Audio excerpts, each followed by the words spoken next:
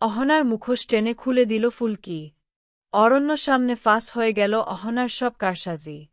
আমরা এমনটাই দেখতে পারব আজকের পর্বে, চলুন বিস্তারিত জেনে নেই। অহনা তো অসাধারণ গান করে তাক লাগিয়ে দেয় সবাইকে। এরপর আসে অরণ্যর পালা। অরণ্য স্টেজে এসে যেইমাত্র গান শুরু করবে তখনই তার গলার স্বর আটকে যায়। অনেক চেষ্টা করে সে কিন্তু কোনোভাবেই তার গলার স্বর বেরোজ না। আর সকলেই তো অরণ্যকে দেখে চিন্তায় পড়ে যায়। বিচারকের কাছে কিছুটা সময় চেয়ে নেয় হয় অরণ্যর জন্য। আর তখনই পিয়ালের বউ পায়েল বলে অহনার ঘরের সামনে এক না বিষাক্ত পাতা পড়ে থাকতে দেখেছে। এবারে তো ফুলকির সন্দেহ শুরু হয়। তবে এখন অহনাকে শাস্তি দিয়ে সময় নষ্ট করলে হবে না, আগে অরণ্যকে সুস্থ করতে হবে। তাই ফুলকি পায়েলের কাছেই এর সমাধান জানতে চায়। পায়েল তার প্রফেসরের থেকে খোঁজ নিতে যায়। ওদিকে অর্গানাইজারের লোকজন মিলে অরণ্যকে সুস্থ করতে চাইছে। এরপর অরণ্য কাগজে ফুলকির নাম লিখে তার সঙ্গে দেখা করতে চায়। অর্গানাইজারের লোকজন মিলে নিয়ে যায় ফুলকিকে।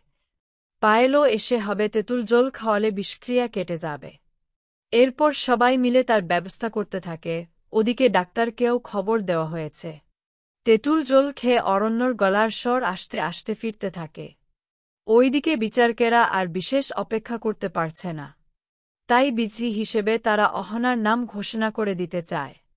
যখন বিজয়ী হিসেবে অহনার নাম ঘোষণা করা হবে ঠিক তখনই অরণ্য গান গেয়ে ওঠে। আর সকলেই অবাক হয়ে যায়।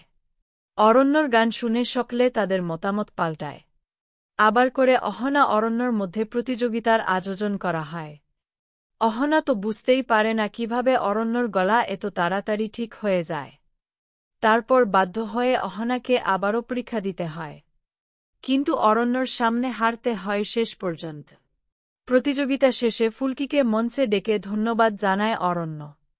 আর ফুলকি শেষে অহনাকে সাবধান করে দেয়। আর অরণ্যকেও সব সত্যি জানিয়ে দেয়। এবারে দেখার অপেক্ষা কি হয় আগামী পর্বে।